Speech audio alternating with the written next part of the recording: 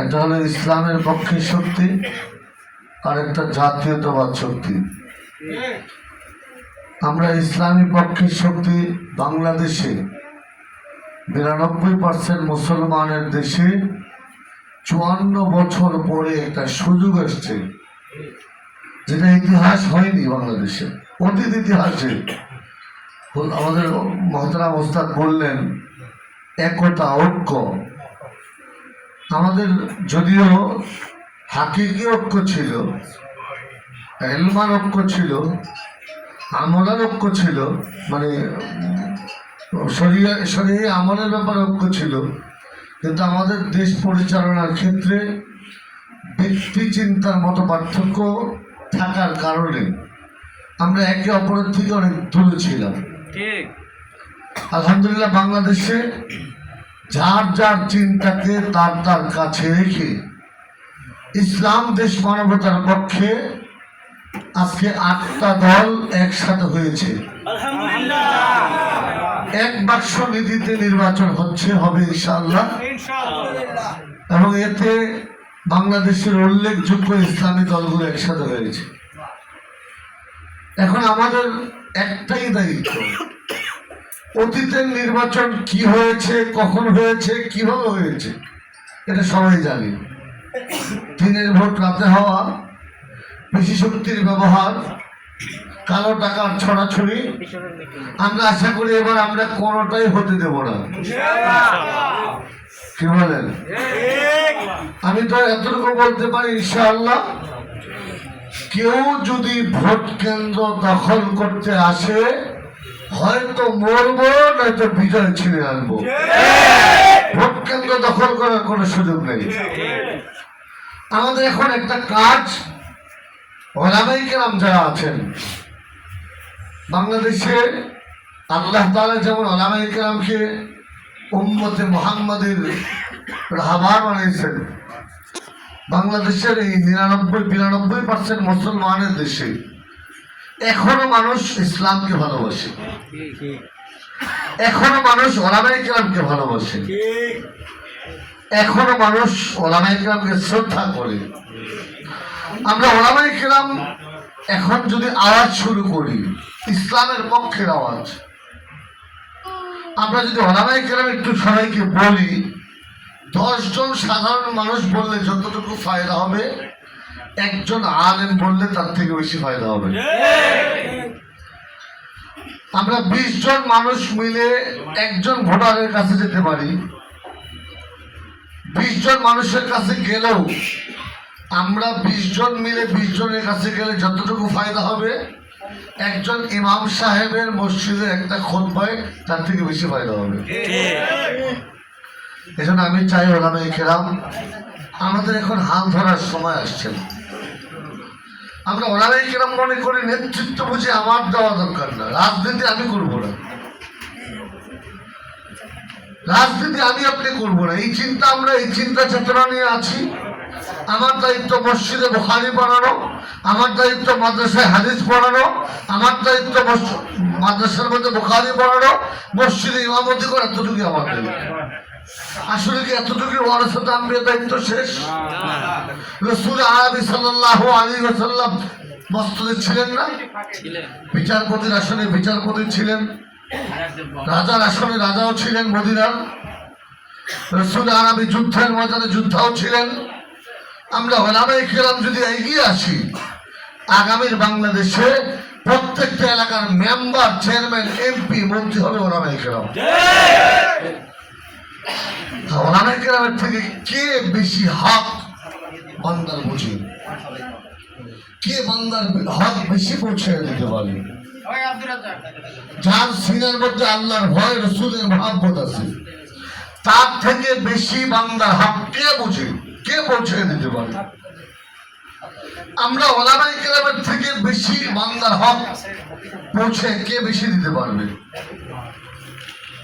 একজন সাধারণ মানুষ সে দিনদার হতে পারে, তার দ্বারা দ্বীনের যতটুকু খেদমত হবে, একজন আলেমকে দিয়ে দেশ, জনতার এবং দ্বীনের খেদমত 1000 গুণে বেশি হবে।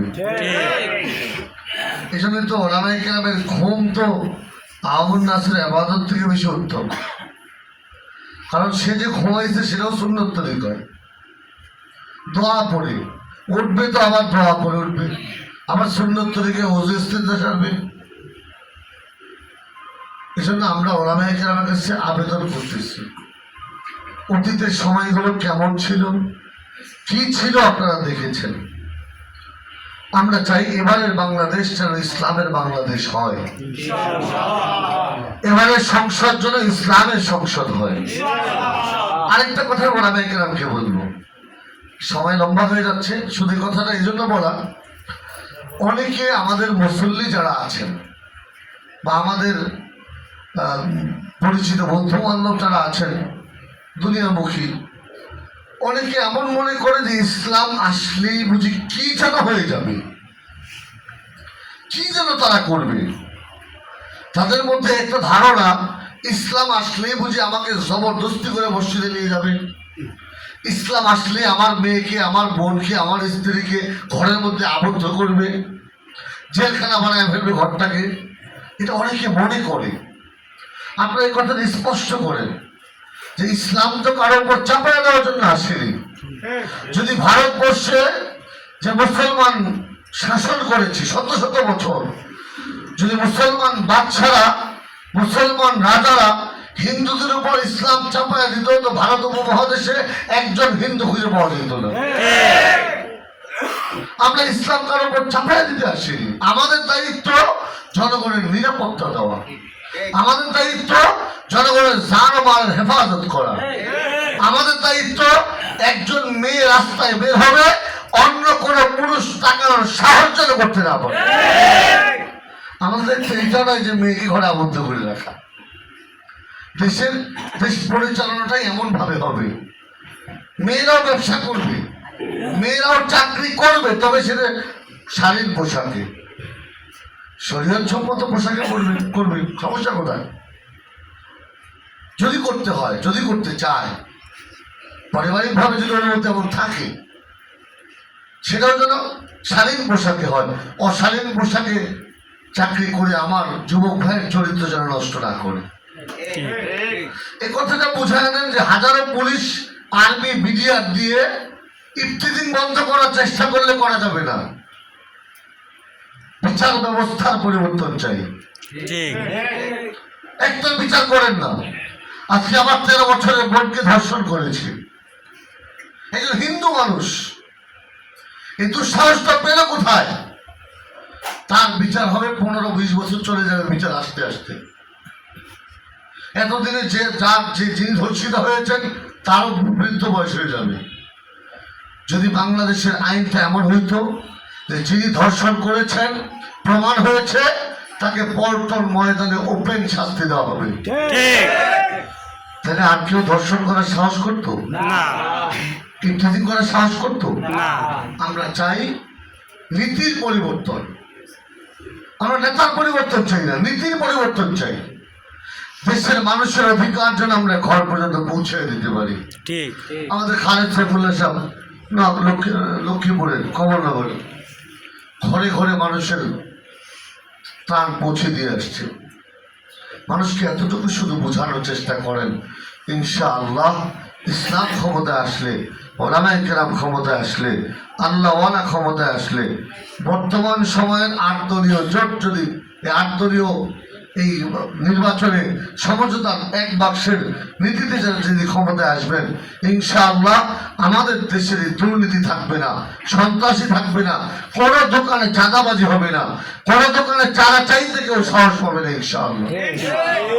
এটা আপনার ব্যবসায়ী মুসল্লিকে বোঝান যে আপনার ফ্যাক্টরিতে কেউ চাঁদা চাইতে আসবে না। আপনার মনে যতটুকু চায়, আগে যেমন দান করছে তেমন দান করেন, চাঁদা চাইতে আসবে না কেউ। আমি আজকেও কালকে একজনকে বলতেছিলাম যে আল্লাহ যদি আমাকে কোনোভাবে পাস করায় দেয়, নারায়ণগঞ্জে সর্বপ্রথম জলাবদ্ধতা এবং গ্যাসের সংকটে কাজ শুরু করব। জলাবদ্ধতা যে সমস্যা, গ্যাসের যে সমস্যা, চাঁদাবাজি যে সমস্যা, আজকে কিশোর গ্যাং কেন তৈরি হচ্ছে? ওর মধ্যে দিনের বুঝ নেই। আমাদের যারা আইন পরিচালনা করে, রক্ষক যারা, তারা ভক্ষকের ভূমিকায় আসছে। যারা রক্ষক তারা ভক্ষকের ভূমিকা আসছে। এই জন্য কিশোরকে বন্ধ করা যাচ্ছে না। কিন্তু রক্ষক যদি রক্ষকের ভূমিকায় থাকতো তাহলে কিশোরগঞ্জ খুঁজে পাওয়া যাবে ইনশাআল্লাহ। ইনশাআল্লাহ আমরা এতটুকু বলতে পারি যে আমাদের দেশের এই নারায়ণগঞ্জ ঢাকা শহরের সবচেয়ে কাছের জেলা, আর ফতুল্লা থানা ঢাকা শহরের সবচেয়ে কাছের থানা। কিন্তু আপনি একটু হেঁটে দেখেন তো ফতুল্লা দিয়ে, একটু জানতো কুতুবপুর আলীগঞ্জ দিয়ে, এটা ঢাকা শহরের পাশের থানা। আপনি বিশ্বাস করতে পারবেন কিনা? আমার তো বিশ্বাস হয় না। এতটা অনুন্নয়ন, এতটা রাস্তাঘাটের দুর্গতি কিভাবে থাকতে পারে?